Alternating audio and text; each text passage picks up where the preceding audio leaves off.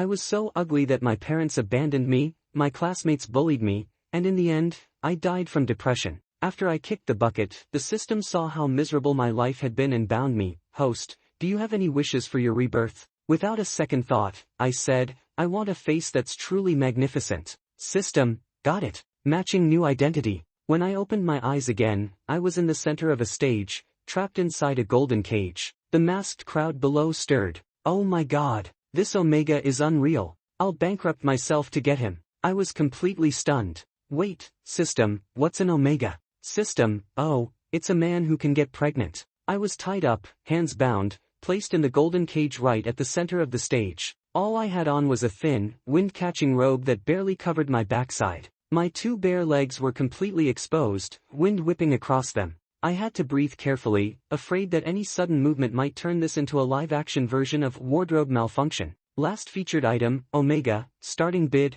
5,000 star credits. Before the auctioneer even finished speaking, the crowd below erupted like an anthill had been overturned, bids flying non-stop. My price skyrocketed like I was riding a rocket through space. Whoosh, whoosh, whoosh. In the blink of an eye, it shot straight up to 60 million star credits. I widened my eyes and peered through the cage's bars, scanning the masked patrons. The one aggressively bidding like she had a shot of adrenaline was a young lady. Though her mask covered most of her face, her eyes, wow, they were like a universe hiding within them. Thick, black waves of hair bounced gently with every lazy lift of her bidding paddle. Her figure, curves in all the right places, all the right angles perfectly accentuated. But the most lethal thing, her voice. Every time she raised the bid, it was languid, slightly husky, like a feather brushing across your heart. 65 million. Her voice was soft, but the room instantly fell silent. I shrank back in the cage, my heart pounding like crazy. Big sister, buy me.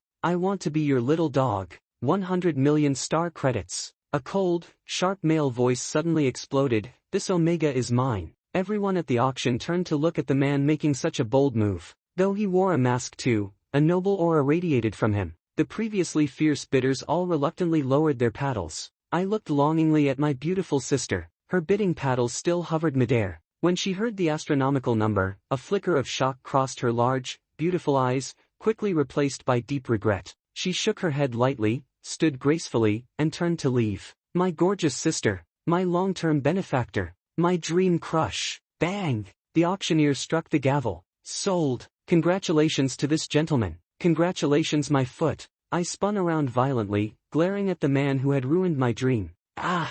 Where did you come from, you interloper? Give me back my sister. 100 million to buy a man. Are you made of money or something? This is the Omega you purchased. A servant guided Ryan backstage, respectfully introducing me to him. Ryan strolled over, stopping in front of the cage, frowning slightly. Weren't you pretty lively on stage just now? The servant broke into a nervous sweat, smiling awkwardly. Maybe he's just tired. Don't worry, sir. Our products are guaranteed healthy. Ryan simply hummed in response. He walked up to the cage, bent slightly, and his deep, bottomless eyes locked on me through the bars. Listen, from now on, I am your alpha. I shot him a fierce glare, then stubbornly turned my back to him. I'm not going anywhere with a man. You can forget it. The servant's eye twitched violently, then efficiently pulled out a key. Click. The cage door swung open. He grabbed my arm and dragged me out of the cage. The servant shoved me in front of Ryan, pressed on my shoulders, and then gave a deep, 90-degree bow, voice full of apology. Our deepest apologies. We didn't train him properly. If you're not satisfied, we can retrain him. Forget it. Ryan paused, eyes returning to me, a faint, teasing smile tugging at his lips. I'll handle the training myself. 3. In the end, Ryan took me back home. The moment the door opened, a well-trained servant stepped forward to take Ryan's coat. Ryan strode in and sank into the sofa with effortless elegance, crossing his legs like he owned the place. Then, he slowly lifted his mask, letting it slide off his face. Beneath it was a sculpted, striking face. 2 bad looks alone couldn't make up for the crime of shattering my beautiful sister, my lifelong benefactor, fantasy. His gaze swept over me, calm but commanding. His lips parted slightly. Do you know who I am? The tone, the posture, it was as if he were some famous interstellar celebrity. I rolled my eyes dramatically. Stop showing off. Ryan's perfectly arched eyebrows knitted together sharply. His gaze went icy, cutting straight to me. Excuse me, what did you just say?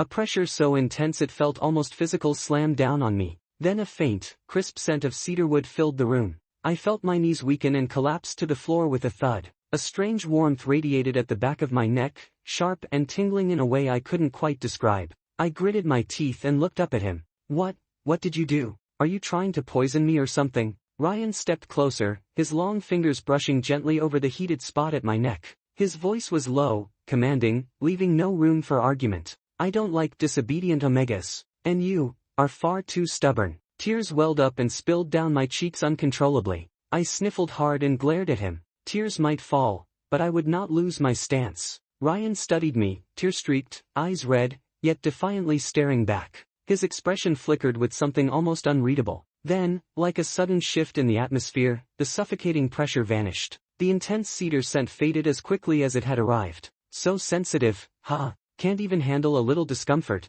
His eyes swept over my reddened eyes and damp cheeks. I really don't know how you survived in the black market with that attitude. He lifted my chin, forcing me to look at him. Is it because of this face? I blinked at him, excitement overriding caution. Can I look in a mirror? Since my rebirth, I had never seen this new face. I was curious, what did I actually look like now? I gripped his hands, almost bouncing with anticipation. Yes, it's important to me. Please. He gave me a strange look, then withdrew his hands. Follow me. I followed him to the bedroom. Standing in front of the mirror, I froze. The reflection staring back at me was breathtaking. Silver hair, blue eyes, skin whiter than snow, a small mole under one eye. Innocent and captivating at once. This was truly a magnificent face, but also, way more delicate and refined than I expected.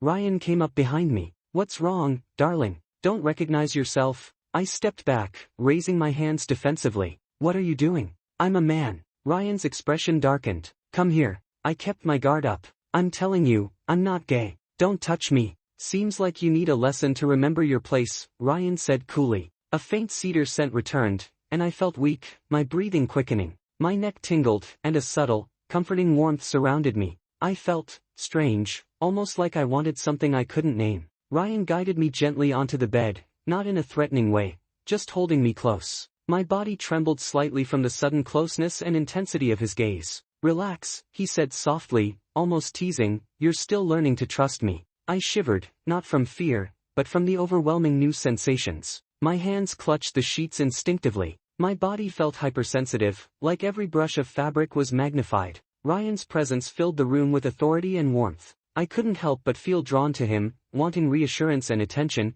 even as I tried to stay composed. Focus, he whispered, remember who you are, but also, trust me. I looked up at him, blinking rapidly, feeling a strange mix of fear, awe, and admiration. This was powerful, intense, unforgettable. By morning, I woke up exhausted, my body tense from the new emotions and closeness. I rubbed my eyes, overwhelmed but also strangely comforted. Ryan was sitting quietly beside me, watching, calm and reassuring. Even though I had been through so much, I realized I had a long road ahead, and somehow, Ryan would be at the center of it. 5. Good morning, host. Congratulations on successfully leaving the black market. The system's mechanical voice echoed in my mind. I'm not okay. I mumbled weakly, burying my face in the blanket. Host, you need to get it together. You still have a mission to complete. The system continued. Mission? What mission? I perked up my ears. You are to become the spiritual leader for Omegas in this world, the system said slowly. What? Me? I exclaimed in shock. I'm useless. I don't know anything. How can I possibly become a spiritual leader? I can't do it. I refused flatly. Host, failing the mission will result in punishment. A 100,000-volt shock. The system threatened coldly. Wait, that would fry me to a crisp. You can't force me. I protested. Before I finished speaking, a strong electric current surged through my body. My hair stood on end, my tongue tied, and I shivered all over. Okay, I'll try. I cried, surrendering. Good, host. The system always believes in you. With that, the voice disappeared. I lay on the bed, feeling utterly hopeless. After an unknown amount of time, Ryan walked in, wearing a crisp military uniform. He frowned when he saw me sprawled across the bed, looking utterly defeated. Still upset? Is this your first time? Hearing that only made me feel more wronged. I turned my head away. Get up. I'm taking you to see a Mecha match, he said, walking over and patting my head. Mecha? Wait, don't tell me it's the kind I know. My energy instantly returned. I sat up in a flash, eyes sparkling. So excited? Ryan seemed amused by my reaction, a faint smile tugging at his lips. Every man dreams of piloting a mecha, I exclaimed. I scrambled to get dressed, eager to follow Ryan to the arena. His status seemed high. We were seated in the VIP section. A soldier entered, hesitated when he saw me, and then lowered his head respectfully. General, today's match is between the heavy mecha Shanhua and the light mecha Zhulong. The champion will directly join the military command and become your direct subordinate. Ryan nodded, glanced at me, and then instructed the soldier. Bring some sweets. Yes, sir. The soldier returned with snacks, but I couldn't focus on eating. The intense battle on the field had me completely captivated. The pilots maneuvered their mechas with incredible skill, smooth and precise, like watching Transformers come to life. Go, go, yes, hit him, I shouted, jumping up and waving my arms excitedly. The match ended too soon. I wanted more. If only I could pilot a mecha. This is amazing, I said, still thrilled. It's not impossible. I can teach you, Ryan said, pulling me into a gentle hug. I pulled back awkwardly, giving him an uncomfortable look. Don't. Two men hugging like this feels weird. Ryan frowned, puzzled. I don't understand. You don't want to learn mecha piloting? Immediately, I clasped his waist, faking eagerness. Brother, I love being close to you. Just then, the door to the reception room opened. General, I'm Logan, pilot of Shanhua.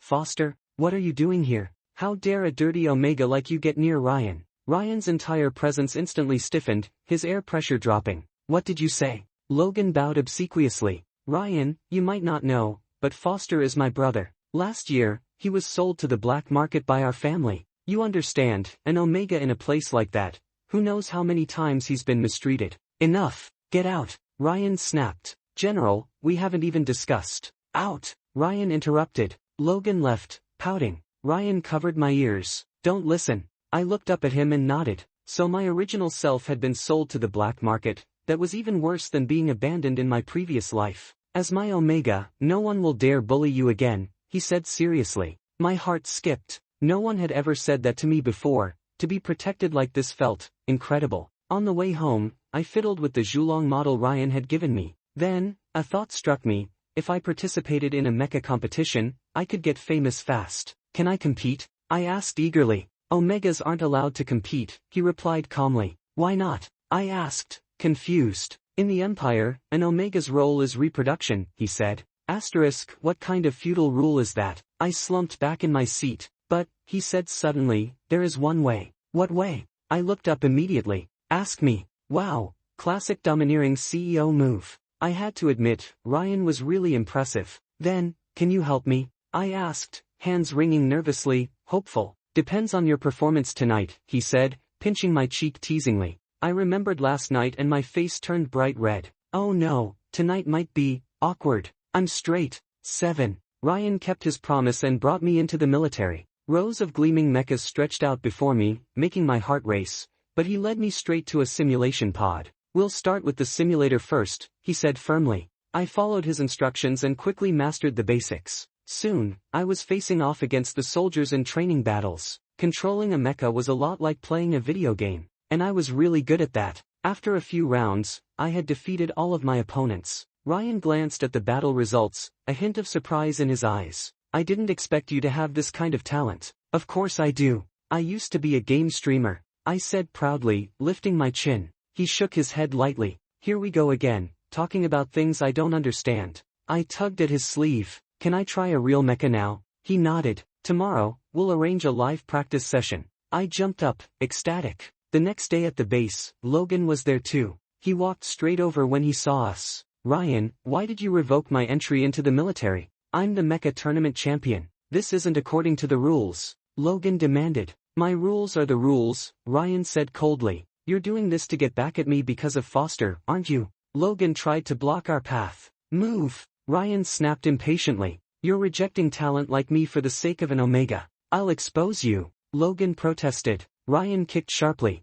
Logan stumbled and fell flat on the ground. Ryan led me straight into the training area, bypassing all further distractions. I thought that was the end of it, but a few days later, the soldiers started whispering and pointing. Did you hear? The general blocked the mecha tournament champion for the sake of this Omega. An Omega in the military playing mechas, what can he even do? The general's Omega, who would dare beat him? Might as well play along. Look at him, if I were the general, I'd be confused too. It felt just like my old life, when classmates pointed fingers and spread rumors. Even though I was skilled, they claimed I was being spared intentionally. In the military, I got no respect, and my excitement for mechas faded. Seeing me discouraged, Ryan suggested, "Do you dare fight Logan?" I looked up, confused. "What do you mean?" He lifted me onto his lap and spoke close to my ear. "Logan posted that video online, which is why all the rumors started. I want you to defeat him in a mecha match and shut them up." I was stunned. "You trust me that much? I'm just a beginner.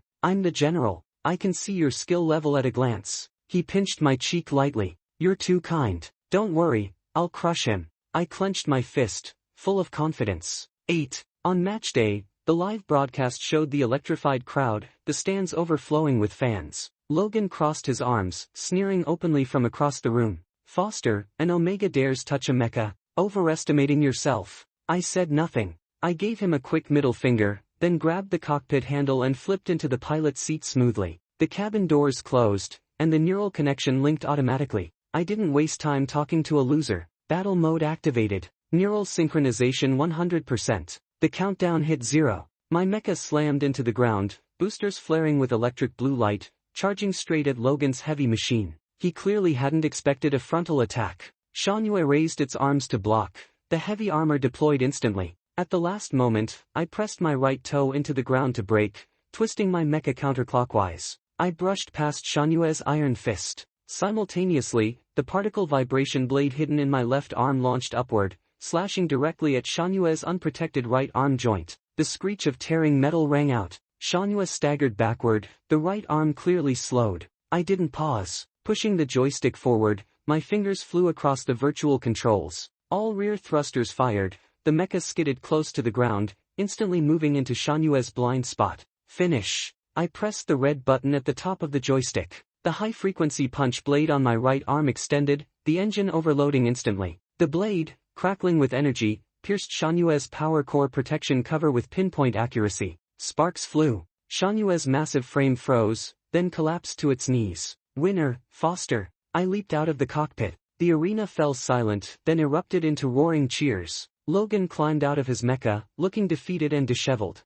Ryan approached, towering over him. "A loser who can't even beat an Omega has no right to join the military." 9. Ryan installed a neural interface for me. Suddenly, I understood so much about this world. Because of that mecha battle, I gained fame. My follower count skyrocketed. People dug into my original identity. My original life wasn't poor, but my family clearly favored alphas over omegas. To buy a mecha for Logan to enter the tournament, they spent the family fortune, and eventually set their sights on the original me. Half the cost of Shanghua's heavy mecha came from selling off my original self. The tragic story of my past life drew sympathy online. Logan's family became infamous, everyone was calling them out. I thought to myself, I guess I avenged my past self. At the same time, the difficult circumstances of omegas became a major topic of discussion. Public support led to legislation banning the trade of omegas, and I became an idol for omegas everywhere. I felt I was very close to completing my mission. "Dress nicely tonight. I'm taking you to a gala," Ryan said.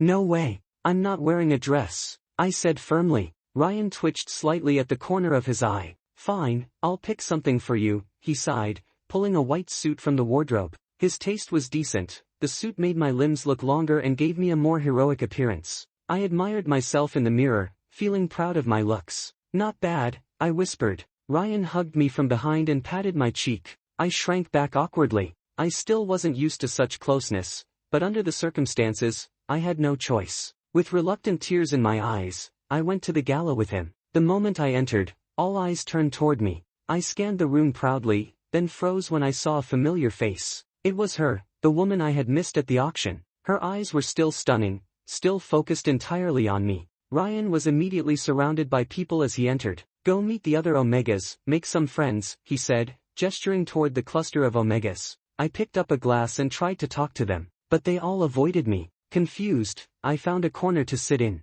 Then she approached, holding 2 glasses. "Care for a drink?" Flustered, I accepted one. "You recognized me?" She smiled softly. "Why yes, I did," I murmured, embarrassed, avoiding her gaze. "You're really cute." "Too bad, just a little too late, and you would have been mine," she said with playful regret. Why yes, I replied, going along with her words. Suddenly, I felt a cold gaze. Ryan was watching me from across the room. She glanced at him, then sighed. Seems Ryan keeps a close watch on you. I'm Grace. If one day Ryan lets you go, come find me. She slipped a card into my hand and floated away. Ryan strode over, his expression dark. He snatched the card from my hand and threw it to the ground. Then he gripped my wrist firmly. What are you doing? I yelped in pain, reaching down instinctively to pick up the card. He yanked me back with such force that I staggered straight into his chest. My nose bumped against his rigid uniform badge, sharp and stinging. He released my wrist but grabbed my chin instead,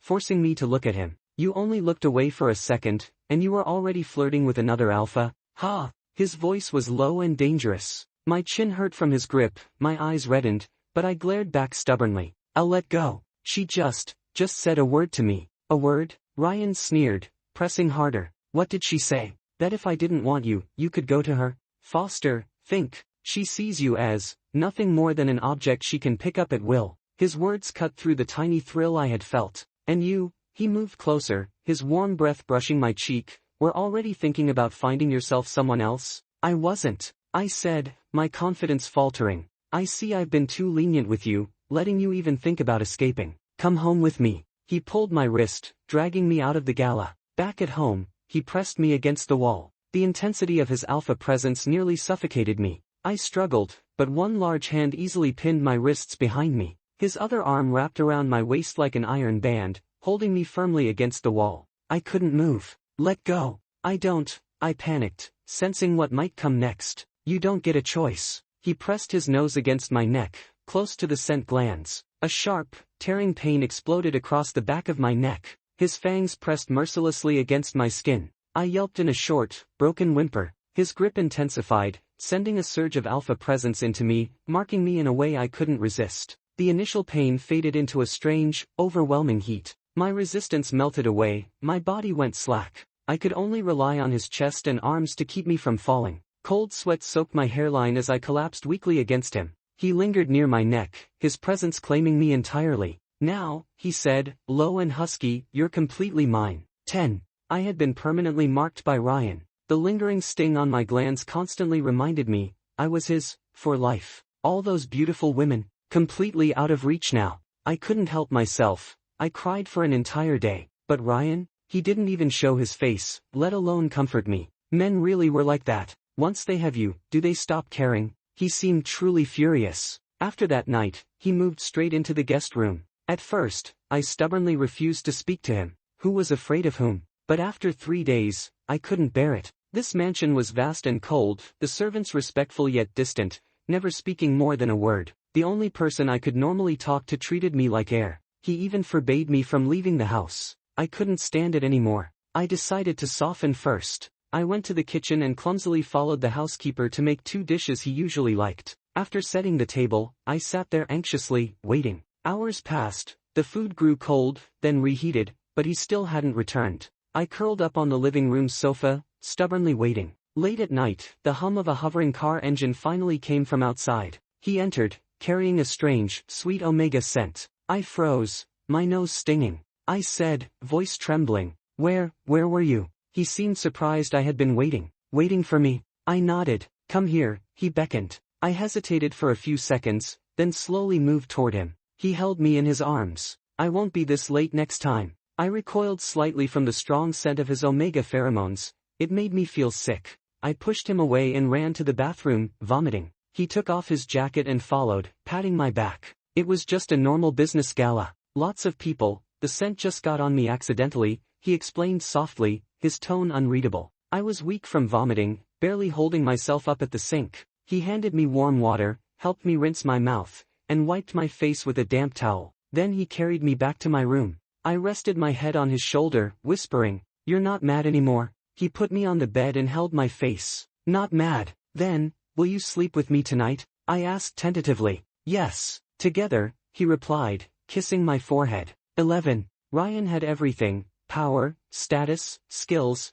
and he even indulged me. Too bad he wasn't a woman. But thinking back, ever since being permanently marked by him, I wasn't really a straight man anymore either. To prevent me from getting distracted, he arranged daily Mecha training partners, all men, all unattractive. Day after day, staring at these faces, my emotions grew still as water. But it worked. Without outside distractions, my mecha skills improved by leaps and bounds. Ryan occasionally checked my progress, his expression showing satisfaction. On my birthday, he mysteriously took me to a mecha research facility in the outskirts. After passing multiple security checks, I couldn't believe my eyes when I saw the sleek light mecha in the central hall. Its body gleamed silver, elegant yet powerful. 2 pairs of intricate metallic wings folded on its back, ready to soar at any moment. It was custom-made for me by Ryan. My eyes went wide, my fingers trembling with excitement. "Happy birthday, my love," Ryan's deep voice whispered. It's amazing," I exclaimed, grabbing his arm, nearly bouncing with excitement. "Give it a name," he said, ruffling my hair.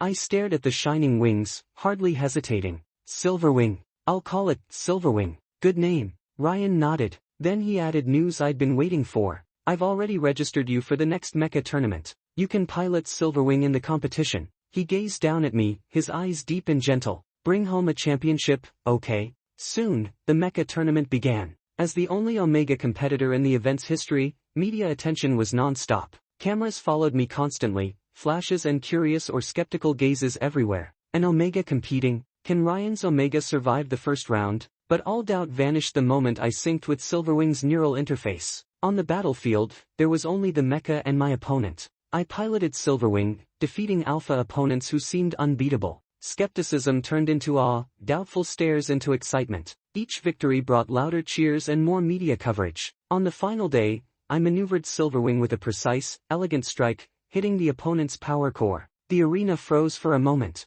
Then the crowd erupted into deafening cheers, nearly shaking the stadium ceiling. The cockpit opened slowly. Sweat soaked my forehead and hair, exhaustion mixing with exhilaration. The giant screen displayed the results. Champion, Foster. I, Foster, became the first Omega in Mecha tournament history to claim the championship. 12. The awards ceremony reached its climax. Golden confetti filled the air, and cheers thundered across the arena. I stood under the spotlight, ready to receive the trophy that symbolized the highest honor, when a sharp pain suddenly twisted through my abdomen. The dazzling lights and the roaring crowd blurred and twisted into a spinning darkness. I didn't even have time to cry out before I passed out. When I woke, I was in a hospital. "Baby, you're awake." Ryan's warm hand wrapped tightly around my cold fingers, his eyes full of deep, unwavering worry. "How are you feeling? Any discomfort?" I shook my head. "I'm fine." Relieved, he let out a soft breath. "Good." He brushed the hair from my forehead, gazing into my eyes, a faint smile tugging at his lips.